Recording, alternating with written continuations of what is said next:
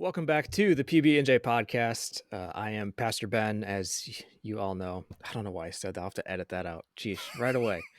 Anyways, well, today we have a special guest with us, Jeremy Height, who does ministry down in Nashville, Tennessee. Jeremy and I go way back. We went to college together, and he also has a background in compassionate ministry, working for a church organization called Shepherd Community, which is in Indianapolis, Indiana. He did that for a long time. He and his wife also did missionary work in Asia, and they lived for a while doing missionary work in West Africa also. And similar to what Jordan and I normally do, he is part of a podcast with a couple people, Chris Bean and Kenny Wade. It's called the Young Adult Ministry Podcast, or the Yamcast, as they like to call it. And also, if you want to know more information about Jeremy, you can find him on his website. He has a lot of information there. He puts out blogs and reviews, and that is jeremyheight.com, JeremyHeight.com. So that's just a little introduction to our guest. Jeremy, it's good to have you here. Thanks for joining. I am excited for this conversation. Thanks for letting me join. Yeah, absolutely. So tell us a little bit more about like what you're doing now, because that's just very brief background. I know you've done a lot more. You've been involved in a lot, but what are you up to nowadays? Yeah. Well, first, you reminded me of just about any time that I have a phone call with like a government agency. The way you just spelled my name is I always I'll say Jeremy and then height, and I'll just usually say like how tall you are as a shorthand because people always assume that it's spelled differently. But Yeah. yeah, Height. So I currently serve as the college and community engagement pastor here in Nashville at Trevecca Community Church of the Nazarene. So those are two separate hats. One as college age young adult ministry, working. Our church is on Trevecca Nazarene University's campus, and Hmm. it's like on a hill. So we're at the foot of the hill, and get to spend a lot of time up on campus living life and working with college students um, earlier this week. So they're at the university because of COVID stuff. They have split their year into quarters rather than semesters. Hmm. And in order to allow that, if there was like a large outbreak, that they could hopefully get like some classes done before they would need to go virtual. They've never had to do that throughout the year. They've been able to, even with like ebbs and flows, keep stuff stable. But that does mean that instead of like taking 4 or 5 classes across the semester, you're taking like 2 or 3 in a 9-week sprint. And so that first 9 weeks just ended. And this week was the first half of this week was finals. Today is a break day, the day that we're recording this. And then the second half of the week starts the new classes. Hmm. So it's really like breakneck speed. But I Yeah. got the opportunity on Sunday and Monday to hand out survival packs for finals with Cliff Bars, Snickers, metal reusable straws. My favorite thing was back when we were like in elementary school, there was those like multicolored pens that had the little, you could Oh push one yeah. down, blue, purple, green, all that stuff. I Yep. found a bunch of those on Amazon. Really? So I didn't know they still made those. me neither. It was like I kind of stumbled upon it, just like looking for things, and I was like, I need to use this for something. What, like, it was like I found it and then I tried to think of a way to use it. And I was like, that's perfect for a final survival kit. So I was able to hand those out and have some like good, really, really long conversations with students who Hmm. were wanting a break in between their finals or their final papers that they were working on. So Hmm.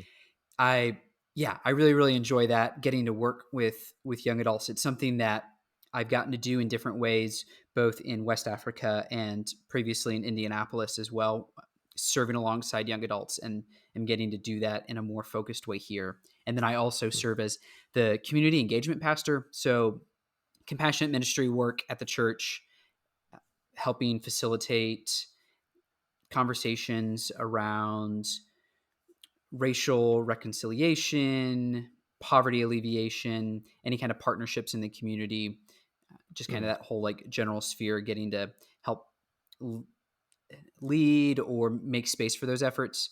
And what I love is then being able to find the intersection between the two, where our college age young adults often are some of the ones that are most passionate about certain efforts, and being able to bring together their energy with the wisdom of those who have a little bit more years under their belt, and being able to invite and create space in the church for them to journey together, which is definitely Hmm. unique during the time of COVID to do some of those things. But we've been able to find meaningful and unique ways to be involved in our community over the last year. So yeah, that's my role currently. I've been here for just under 2 years. So I'm officially have spent more time in this role during a pandemic than not during a pandemic, which is really weird to Yeah. think that most of my time here has been during a pandemic. But it's really, really love it. Get to serve under a great senior pastor and Pastor Shauna Songer Gaines, and have a really Hmm. great team to work with as well.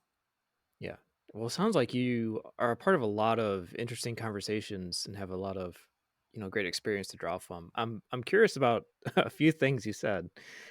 First off, you said that you worked with young adults when you were in West Africa, and I'm just curious, what are some of the similarities that you see from working with young adults there and young adults here, and also like what are some of the differences? Because I assume there's obviously going to be cultural differences, but do you find that in terms of spiritual engagement and the types of questions and the way that they're sort of going about trying to discover who they are and like their place, are there similarities there, or is even that different? Yeah, one of the most meaningful opportunities that we had in general during our time in West Africa, and specifically with young adults, was something called mission immersion. Hmm. Most areas of the world within the Church of the Nazarene have some version of mission immersion. We have it in USA, Canada as well. And within the context of the African region for the Church of the Nazarene, it's an opportunity to bring together young adults. So most of them over the age of 18, though maybe a few under it, and up until people in their 20s, bringing them together for a week of cross cultural training, of discerning ministry calling, people who say that they have at least some interest in possibly being involved in mission work or cross cultural ministry, and Hmm. kind of an immersive week to help get a better understanding of what that would look like. But then also give an opportunity for leaders within the church to be able to help them discern what their calling is, and be able to get a better idea that if they truly are feeling called to something, getting to know them well enough to be able to figure out where they might be able to fit into work that's already existing in the church across Africa. And so we were Okay. living in Accra, Ghana at the time, and that was where it was hosted.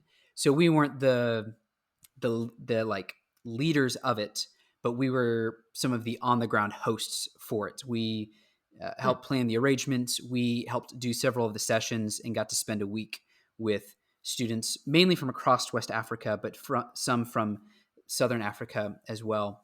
And it was just a really wonderful time, and seeing all of these different cultures as within the Africa continent represented in each of these young adults come together, but each of them having a passion for Christ.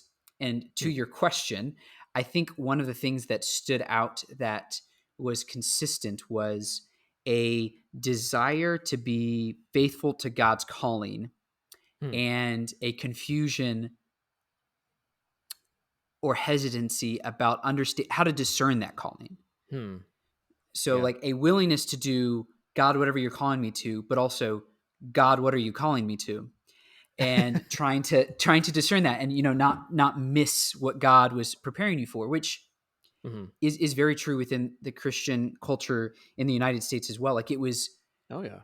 for me specifically in my journey, one of the moments where I realized, hey, I think I want to look at ministry opportunities for young adults. We'd come back from West Africa. That was one of the last things that we did, and that really had stood out. A few months later, we were at a Nazarene gathering called M19, a conference for USA Canada. And after one of the worship services that night, we ended up at a restaurant with a number of college students, most of them that we didn't know. It was Hmm. like we knew two of them, and we're like, hey, we want to go buy you dessert. Mhm. Let's go to a restaurant and just like hang out. And then they're like, hey, we also have like these friends. And we ended up like at a table with 10 young adults Oh, and like wow. had the same conversations about wanting to be faithful to God's calling, but Hmm. also trying to discern God's calling. Mhm. And how that plays out, what the ministry roles are. Some of the cultural stuff is different, yes, but like at the seed of it was a desire to be faithful, but also not wanting to miss the one thing, because so Mhm. often in the church we can say there's like the one thing that you're called to, Mhm. and if you miss it, then you miss what God made you for, which I think is a very inadequate Mhm. understanding of God's calling and preparation in our life. Set that to aside, at least for right now, unless you want to talk about that more. But it was at that table late that night, sitting there with my wife Ritu, and hearing this conversation. We're like, these are the conversations that we love, Mhm. and we could pinpoint over the last like 5 years conversations like that, or very similar. It's for us in college.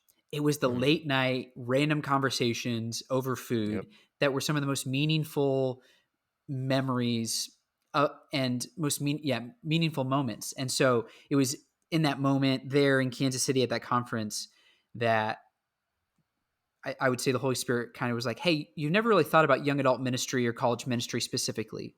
Maybe that's something you should look at. And Hmm. within a few weeks had a conversation that ended up leading us here to Nashville, Tennessee, getting to do that. And yeah, kind of figuring it out as we go since then. Yeah.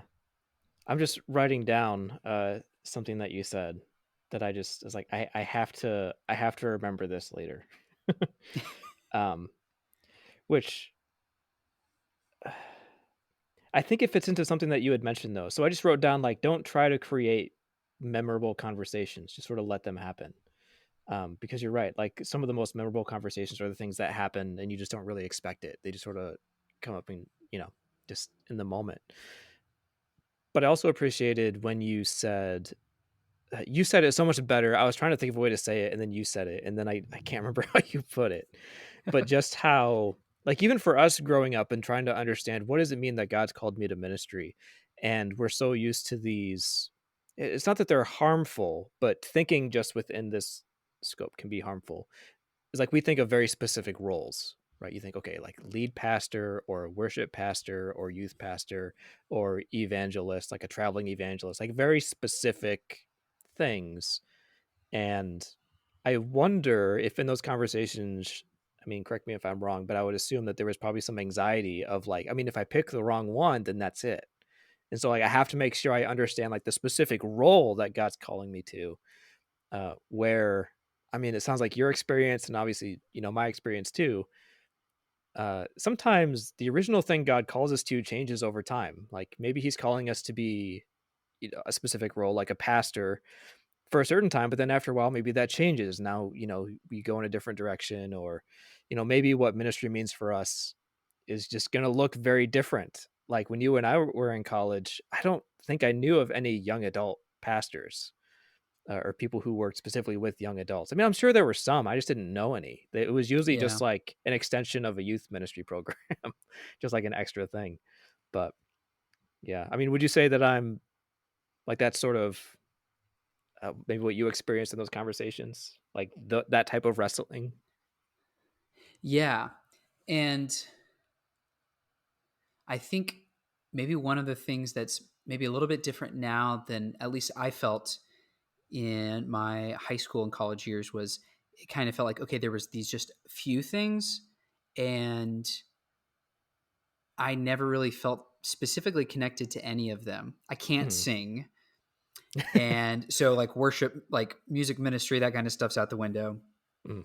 But like youth ministry, like I maybe, but like not exactly. And their senior pastor just did and does sounds overwhelming, and especially during a Amen. pandemic.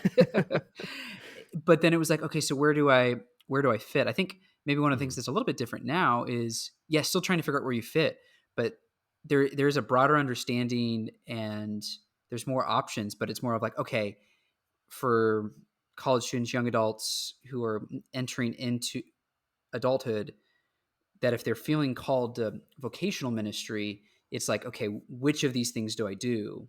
Mhm. Or maybe something that is still consistent. I don't feel called to vocational ministry to be paid to do it, but like, how do I find the other right job and still be faithful? Mhm. Because it still can, obviously the calling to lead within ministry as a pastor of some sort is a specific calling that's talked about in scripture. And you have to, then the balance is, how do you rightfully respect those with that calling without it making others feel inferior Mm. for pursuing Christ in the fields of medicine or teaching, business, law, those kinds of things. Yeah. Hmm. Well, I really appreciate those conversations that you've had, because I think a lot of people need to hear that. Like, not just sort of what you were mentioning, not just people called to like vocational pastoral ministry, but just people who feel called to serve God in some sort of vocational way and feeling like they have to choose one of these set paths. Um, so I just want to encourage you and affirm what you're doing and just say thank you so much for doing that and just creating those conversations that says, you know what, you don't, there's more than just this, right? Sometimes we have to be a little bit more creative with how we do that. And sometimes it takes time, and that's okay. Like, you don't have to figure it out now. It's not like, if you choose the wrong door now, then you're messed up for the rest of your life. Like, that's not really how it works. So, Thankfully, that's not how it works. yes, yes. Oh, so yeah, a lot of different options. And sort of speaking of different options and doing things differently, I guess it sort of brings us in some way to one of the things that you'd mentioned that's been on your mind lately, and one of the things that you're thinking through, which, and I don't know if this is a term that you came up with or if this is actually a term that's out there and I'm just not familiar with it, but you mentioned hybrid church, which is partly a result of this last year. So yeah, why don't you take it away? Yeah. Yeah. No, I definitely didn't come up with it. I've heard it in a number of different areas. I've heard hybrid church, phygital church, like physical, digital. Hmm. That one just kind of rolls off the tongue a little bit weirder. And, or I've even heard like omni-channel church instead of being like multi-channel. Like, how do we bring everything we do as a church, both physically and online, into being one coherent ministry as a church? But Mhm.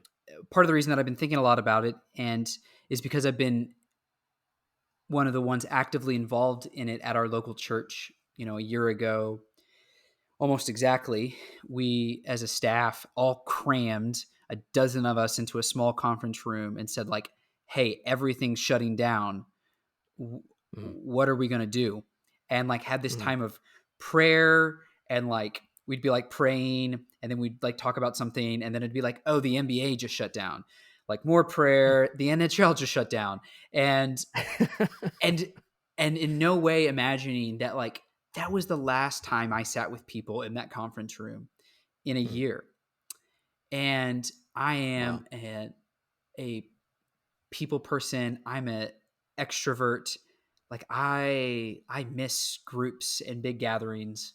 Mhm. And but yet, so then over the last year, as we for several months were only online, and then as we were looking to how do we reopen to some capacity, still doing so safely for our local church in our Mhm. context, that's meant masks on in the building the entire time, social distancing, and trying to be, lots of hand sanitizer stations with cheesy little Jesus Christian-y quotes like "spread Jesus's love, not germs," with the hand sanitizer, things like that. But then saying, okay, how do we serve everyone in our church as well as possible? Where one third is in the building.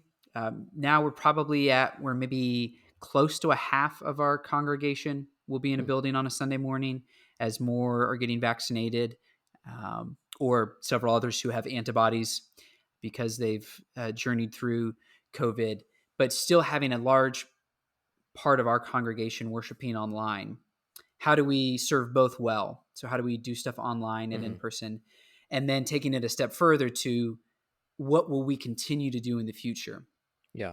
to continue to beyond at some point this pandemic uh, will end all of Mhm. the restrictions that it's caused on our life.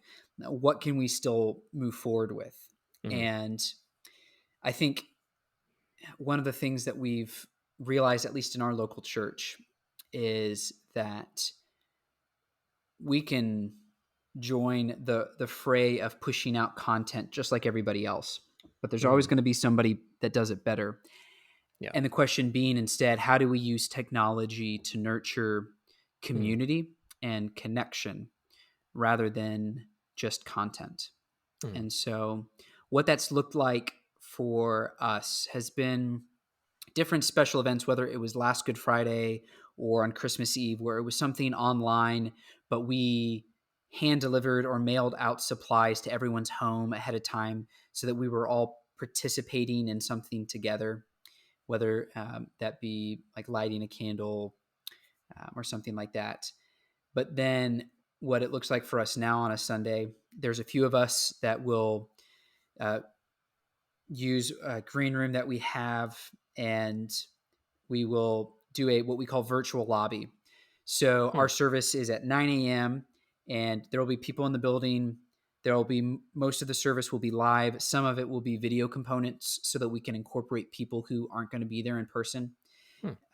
And but 15 minutes before that, we premiere on Facebook with a virtual lobby. One or two of us staff members and a individual or couple, a family from our church, Mhm. primarily somebody who is worshiping from home right now. And we just spend a few minutes talking to them.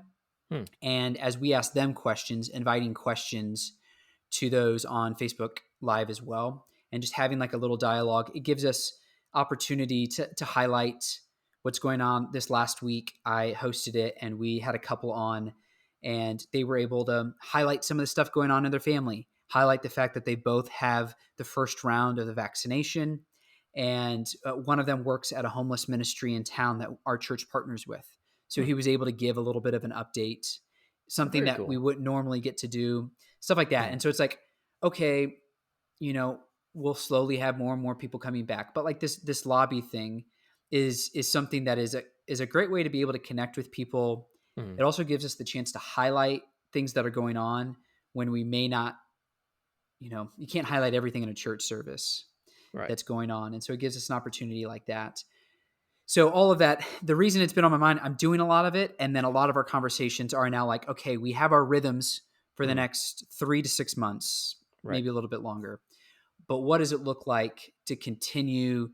to redeem technology to help build connection Mhm. and connect people who are already a part of our church family, but then also Mhm. those who in the future will check us out online uh, before they come, and like how do we connect with them if Mhm. they're trying to figure out if they want to show up in person. It's a common thing to do. I do that with any restaurant that I go to.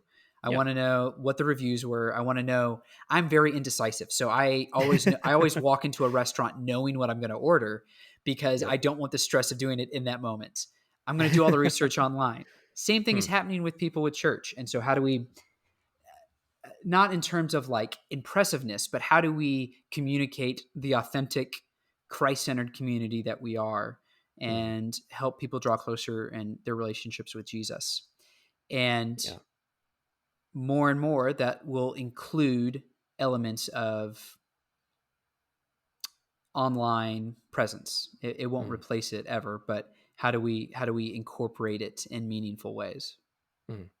Yeah, and I imagine that's pretty difficult because as a lot of people learned from having the transition to more online stuff in 2020, like it's not just a matter of setting up a camera and hitting live. Like there's, a lot of background work that happens. There's a lot of coordination, follow up has to happen. And then if you do any sort of editing or stuff like that, it's a lot of work to keep that stuff up. And it can cost a lot of money to keep that stuff up too. So I imagine, these conversations are probably not easy to navigate. I mean, maybe they are for some people, but yeah, like, so what would it look like going forward? What are the things that you keep? What are the things that you don't? And because it would require a sacrifice at some point of, maybe, oh, maybe we spend less energy over here in order to allow for more energy over here. Like even what you said, if people connect online and you have follow up there, that could be, I mean, just different things of like, what do you prioritize and what do you don't? And Yeah. even like, how do you navigate conversations like, I know this sounds really trivial, but I know churches talk about it, is how do you do things like attendance, especially going forward? Like, do you consider those people who watch online a part of your church? Do you like what level of involvement do you see them having?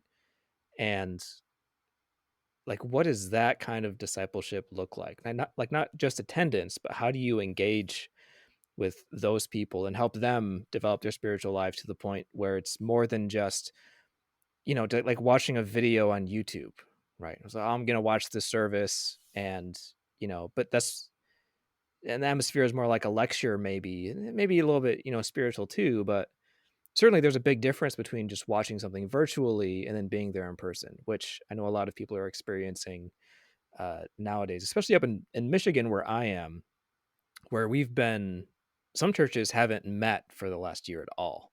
And so like they've totally missed out on that in-person thing, and people are just getting frustrated because we started asking for a while, how do you do digital discipleship? And at some point, I mean, I know people are still asking that, but at some point some people started saying, I actually don't think it's possible to Hmm. do like virtual discipleship. Um, and obviously as time goes on, maybe that will change, but I'm curious, like what has your experience been so far with people who have been just virtual? Like what have those connections look like? How have they sort of changed over time? Have they changed over time? um I mean, I'm just curious, like, because I'm sure that plays into, do you make this a priority or not, is if it actually Yeah, I results think in some sort of development. I think it probably is at least highly impractical to think that you can engage in solely online Hmm. discipleship in the long term.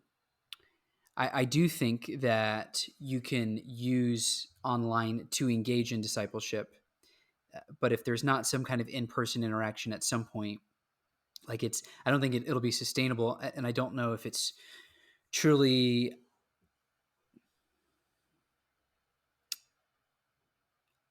meaningful. I in that like it's in the in-person, like deep interactions. You can have meaningful conversations online. I've had tons of meaningful conversations on Zoom Hmm. over the last year, but the ones that have stuck in terms of the content, the ones that have stuck in terms of the doing them frequently are those where there was already some kind of in-person like relationship Hmm. that was kind of the grounding for it.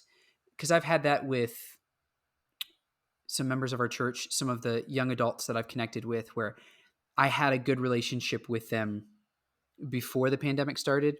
And so it definitely has looked different. It's definitely been more challenging to keep up with that relationship using technology, but like it works. And there's been some meaningful movement. One of the things that we've done to connect with the young adults in our church, some of those that are comfortable enough to gather masked and socially distanced, we and then some who don't, trying to connect them together. We for our weekly small group last year we met like in a coffee shop, like one of the smallest rooms, like crammed in, sitting on top of each other. Hmm. This year we're in a gymnasium, Hmm. and the chairs are spaced out like in a big circle. Everyone's masked. It's weird for those who don't have big lungs like me. We have to ask them to repeat what they're saying, and because of the masks and the distance. Yep. But one of the things that we found was we used the YouVersion Bible app, which has like reading plans where you can read through the Hmm. Bible or reading plans together, and then have like a comment conversation at the end of each day. That it's been a meaningful way to be able to. We've done a few of them over the last year, and it's been a meaningful way to keep connected. It's definitely not the same, but it's in some ways like good enough. Like it's like if we're not gonna be able to sit down in person and have these conversations about the Bible, like I'll take this. Hmm. And it's side comment on that. There was a group of about 10 of us that started on January 1st doing one of the reading the Bible in a year plans, Hmm. which takes a good amount of work to keep up on. I Yeah. also forgot how weird some of the first few books of the Bible are. I mean, there's weird stuff throughout the whole Bible, right? Yeah. But you get into Numbers and Leviticus, and there was some good, important, weird questions based off of our Mhm. reading. And very often was sending me back to my commentaries, trying to make sure. I was like, I think I have a response to this. Let me make Mhm. sure that it's like historically grounded in what other theologians have said, or sometimes it's I don't remember that being in the Bible last time, Yep. and trying to find content for it. So, in terms of like online discipleship, I rabbit trailed there a little bit, but I have found that there are meaningful ways Mhm. to do it. At the same time, there definitely is an in person component to it that I think is maybe not impossible, but it would be hard to replace. Mhm. But I think if you have some type of that relationship on the front end, you think about like what Paul did in the New Testament. Like he did like long distance discipleship. That's what his letters were. Mhm. Is he writes these letters to help invite them. It like he was meeting the moment, using the tools of the time to still be able to pour into those who he already had a relationship with on the front end. So I think that definitely is still possible now. It's obviously not as can't it may not be as impactful, or you may not be able to see the fruit as quickly as Mhm. if you were doing it in person, but that doesn't mean that it's not meaningful in some way. Yeah. So it sounds like what you're doing is uh, sort of trying to uh, transition from, like what you'd mentioned earlier, like producing content as a church just to go online. So you're trying to bridge from there into, okay, but we don't want to just be producing content. We want to be making connections. And so one of the ways that you mentioned, which I think is very interesting, is cultivating ways of allowing for participation, even if it's not in person, like reading the Bible together through the app, having those conversations, doing follow up. Um, and I think when it comes down to, is discipleship possible in a virtual format? I feel like that would have to be the direction to go. Because I wonder how many, I mean, I know this is true. And I think this is a question that a lot of churches are having to ask, a lot of ministries are having to be confronted with, which is for a long time, I think we've relied too much when it comes to virtual stuff and just producing content. Like, let's write a Bible study, let's put it out there. This is something I'm wrestling with myself when it comes to, the podcast and the YouTube channel. I'm like, I don't want to just be producing content. One, it's exhausting, and two, it's like it's just content. Like you don't have follow up, you don't have that one-on-one engagement happening, you don't have those conversations. You're just making something to put out there that someone might check out, they might not. You have no way of knowing. Anyways, sort of back to the point where we spend a lot of time producing content, but now we're realizing, yeah, that's not enough. We actually have to have something else there. Going back to, I don't know how it is down there. I guess I'll start by asking that. So down in Nashville, what has it been like this last year when it comes to, people coming in person or virtually? Like, what percentage wise would you say are people who, throughout the year met in person versus how many, attended services and stuff online? In terms of our local church, or just like churches in general? Uh, yeah, churches in general. Yeah, I think at least in the kind of greater Nashville area, I think I could generalize that for churches that are over two or 300, kind of larger churches. And there's a lot of really big mega churches. Hmm. Our church isn't that, but those over 1,000, stuff like that.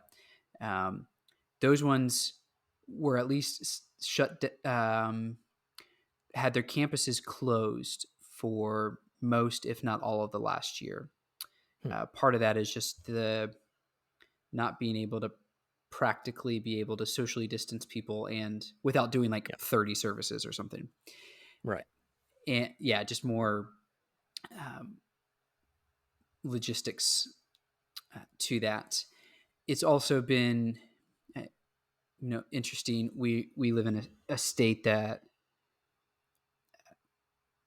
from the get-go the governor said, churches have religious institutions have exemption.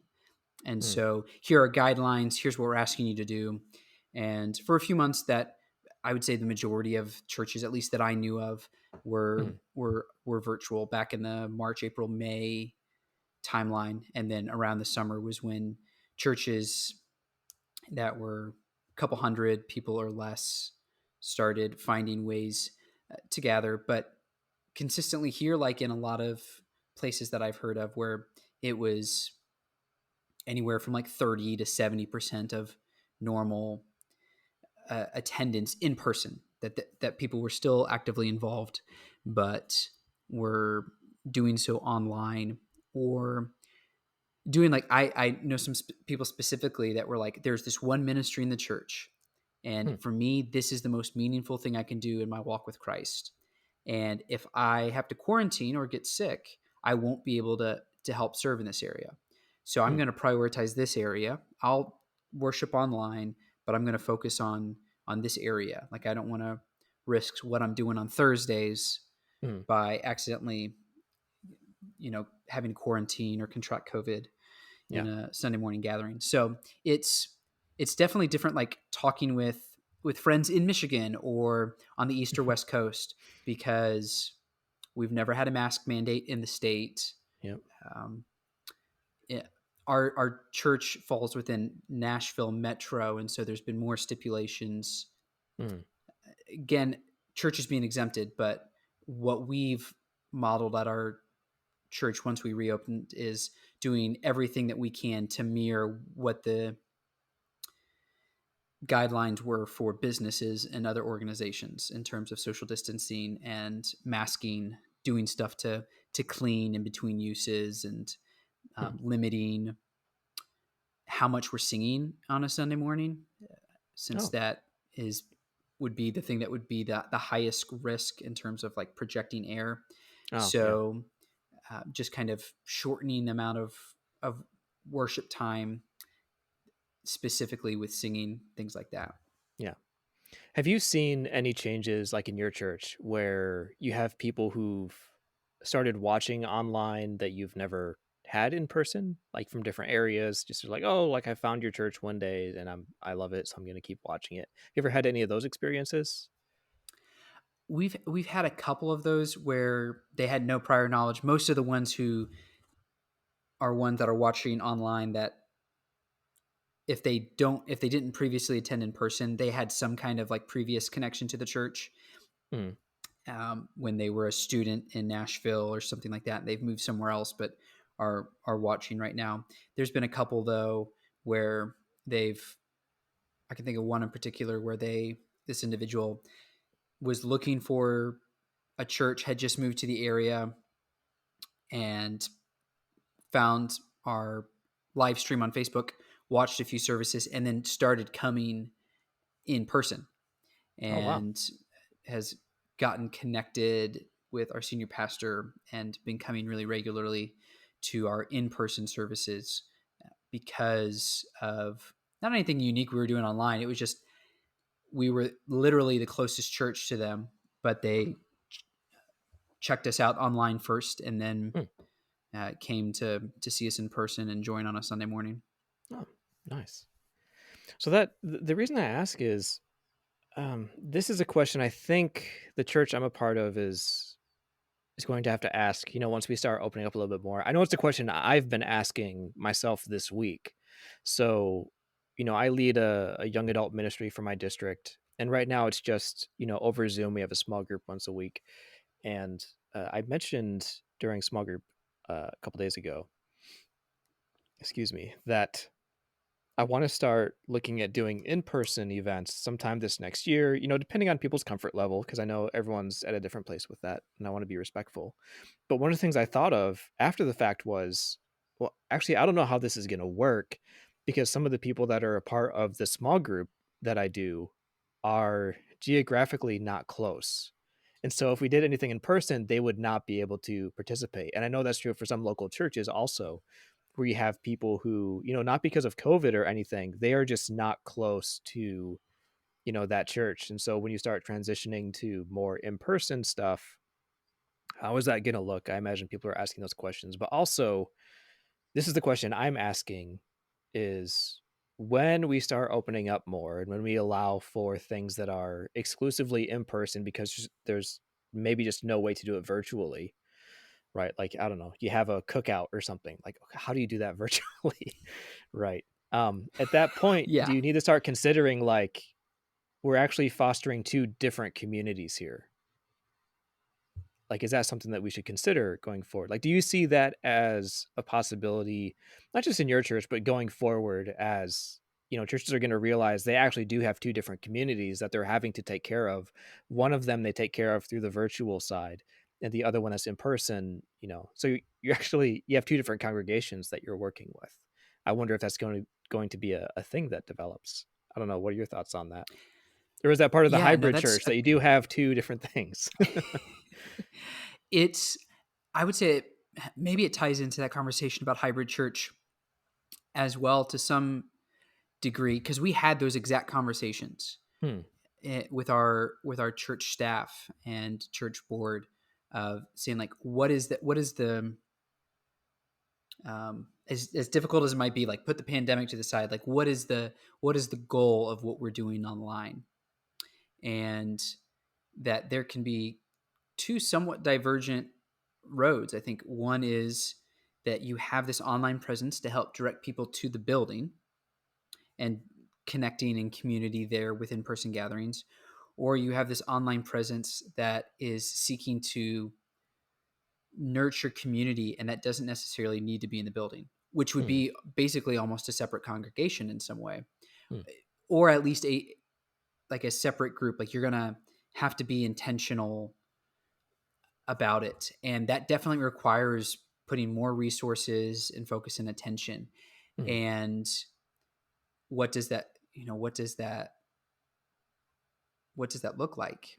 Yeah. And I know that's definitely a conversation that, in listening to other podcasts and things that larger churches are definitely talking about, but I think it's an important one to have as well. It's one that we at least have been, I think, where we've landed in some of our conversations is we do believe that while we're doing everything safe right now, that like being able to get back to having in-person gatherings in the future and doing stuff in person is going to be the majority of what we do.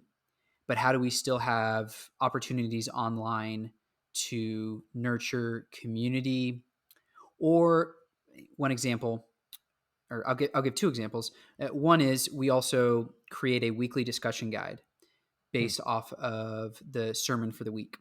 And Hmm. so taking the content from the sermon and creating a list of 5 to 7 questions that could either be used like personally for devotions, but more specifically, it's used to be available for people who either are already a part of a small group or might want to be like starting a small group. So maybe they're not geographically close to our church, but Hmm. they're attending. If they have some people that want to watch the services, like we have something available for them to be able to use to have that in person connection, even if it's not in person on our location. Yeah. And which has been it's been a cool thing to see. Like it's got a few announcements, a few questions and prompts. It's nothing like super fancy, and was originally we were creating it and sharing it online as something personally if people wanted to use it or with their families. And then we found out several of our Sunday school classes started using it, Hmm. and we're like, okay, let's change it a little bit, and we can focus it on being mainly for group discussions. One of the other things that we've found that I think we will try to continue to do, maybe not as frequently, But as you were talking about with Zoom, is like, oh wait, not everyone's geographically close. Mm, One of the opportunities that I had last summer was to be a part of a group that went through a book study on a book on racial reconciliation called Be the Bridge by a great leader named Latasha Morrison. And we did it over Zoom. mm, And every week, one, I was just floored by the Christ-like humility that it wasn't surprising. These people, like they're all people that I know. There are people that are a part of our congregation, and but just like it was just so beautiful to hear their humility in seeking to uh, discern what God's heart is for how they can be a part of racial reconciliation as Christ followers. But they were people that, based off of their like places in life, from retired to having teenagers to having young kids, like geographically and in terms of where they were in life, they were never going to be able to get on the same schedule to mm, come and drive in person and meet at our church. But we were yeah. able to do it for 7 weeks Mm, and do 1 hour a week and be able to do that. And I think that opportunity to be able to do something where it's a short term commitment, mm, I think maybe back to what we were previously talking about, like that's a good model for what online discipleship can look like. It's not the yeah. whole picture, but it's a part of it where we can say, Mm, hey, we're going to do this book study or this study out of a part of the Bible. We have a group right now that's going through conversations with our senior pastor and then another pastor from our district, talking about like being missionally involved in your own neighborhood. mm, And um, it's like a set like 8 weeks commitment where it's like this isn't indefinitely, but here's like a specific thing. If you're interested in it, we're going to be on Zoom to talk about it. It's, I think, one of the good ways to be able to leverage Zoom is to be able to overcome those mm. geographic and timing issues to still be able to engage in discipleship. Yeah, and that also made me think of this. I know earlier I just lost my train of thought because there was two things I wanted to bring up, but I could only think of one. I remembered what the other one was now.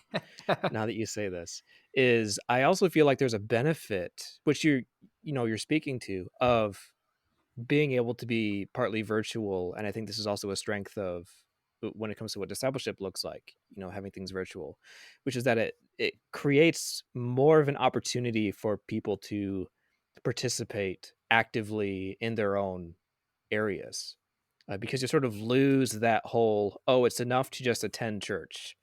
Whereas, is it enough to just watch a service? Yeah, not really. That's not as fulfilling when you're not in person. So it sort of creates this. Uh, I don't really know how to articulate it. But even myself, like watching services online back when everything was totally shut down in Michigan, that's all I did. Like, I just felt so a bit unfulfilled just watching it versus being there. And so I felt Yeah. like, okay, like I have to do something now, like at some point throughout the week. So it sort of cultivates and creates this sense of need to actually participate in doing something, which I think is conducive to the whole discipleship thing, right? It's not just come and listen to what we have to say. It's okay, now you do this, which I'm trying to remember.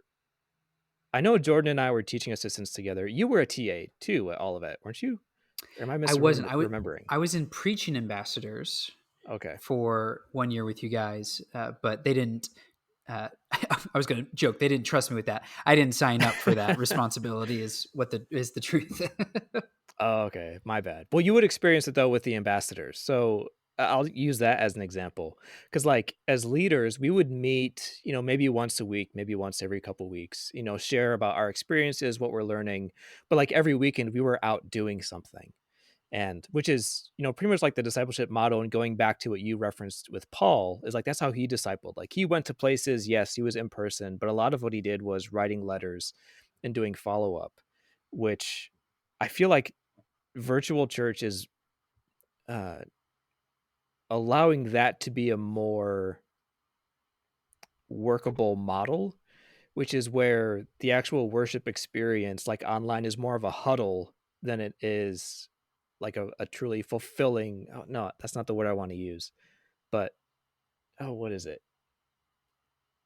Oh, I'm Well, I losing my think train of thought. Help me out here, because I'm trying to say that the worship service is becoming, people are recognizing it's better formatted as sort of a huddle, whereas throughout the week is when we're actually living out the faith.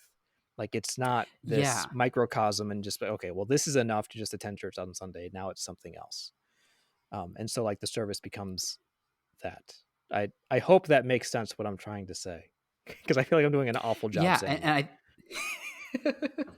no, I think it helped hone in on the reality that being a follower of Christ is more than just a 1 hour a week worship service, and not so much decentralizing but recentralizing the work of Mm, the mission of God within the people of God. I was talking with some students.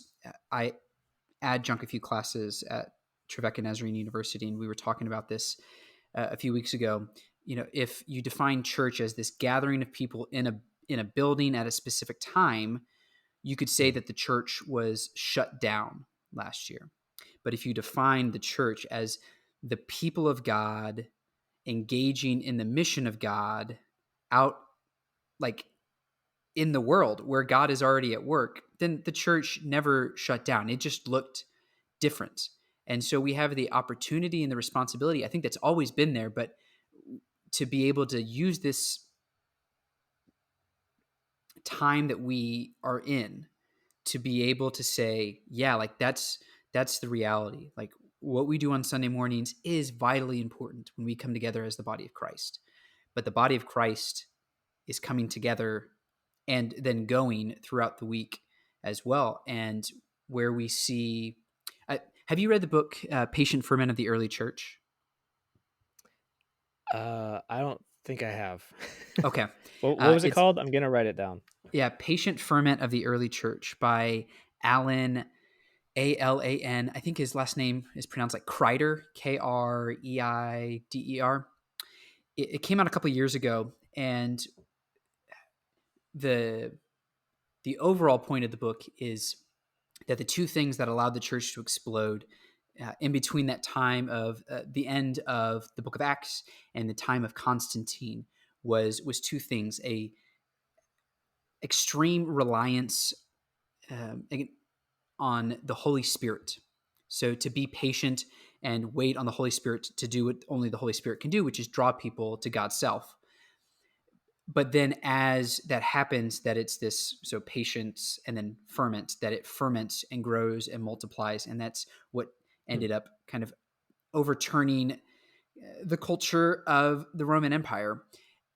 And one of the main points of his book was that, or that he makes in the book, is that there wasn't a lot of treatises and teachings that we see, at least today, about evangelism within that terminology, but that mm, it was this patience. Like, it was written about a lot, and mm, the reality that we don't save people.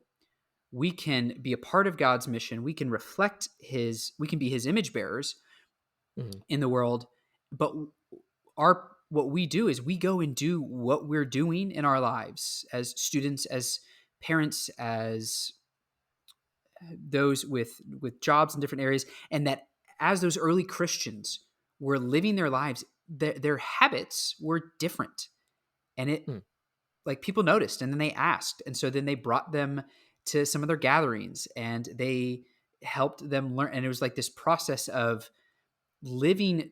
If we live these marked different lives, that the Holy Spirit will then draw people mm, to God, and then it becomes this multiplication effort, which requires being not secluded within a Christian bubble, but being actively different, not just for the mm, sake of being different, but if we're being Christ-like in our actions, morals, and ethics, that it will. Attractive is a word that maybe has not been used well within the, but it will be mm, different and interesting enough that people will want to learn more. The Holy Spirit will do so. I mentioned that one. It's a phenomenal book. It's a little heady at parts. Like, it, I got about halfway through and then had to push through to get to the end. But part of it was like he had me sold at the beginning, and I mm, was like, it's one of those books where you got me, and you keep on going with it, and you don't actually need to convince me anymore. Like I bought in on the thesis, but it's really good, Yeah. well researched stuff. Hmm. And I think that it connects to today and this conversation about people being involved in the life of the church outside of just Sunday mornings, is that like that is what allowed the early church to explode past all expectations, was because of a reliance on the Holy Spirit and a commitment to having habits and patterns that were unique and that were making us more into the image of Christ, and that like the world will take notice to that. Yeah. Hmm. That was really well said. Thanks. Yeah. Um, Geez, this has been a really good conversation. Like, I'm not gonna lie. Like, I've really enjoyed this. Me too. I'm tempted to mention a couple other things, but I know we're getting close to time, so I don't know if it'd be good to do that or not, or if we should just wrap up and whatever. But I don't want to wrap up because it's been so good. But I also know, I want to be respectful. So, uh, all right, is it okay with you if I just do like an outro real quick and then the Yeah. recording will be? All right, I'm sorry. I feel bad. Like there's so much. All right, whatever. I'll just do Oh no, you're good. I've really enjoyed the conversation, and when I get excited about stuff, I can uh, talk about it a lot, and then not get nearly as far as I think I'm going to get in the conversation. Oh, that's all right. All right. Well, Jeremy, thank you so much for joining again. This has been a really great conversation. I've enjoyed it. I'm sure a lot of other people have joined it. And for those listening, if you enjoyed this episode, leave a like. If you had anything you want to say, leave a comment. Be sure to share this, subscribe, all that good stuff. And I will have links to Jeremy's information down below. If you want to check out his website or the podcast that he's a part of, I would highly encourage you to check that out. And with that being said, thanks for joining, and we will see you next time.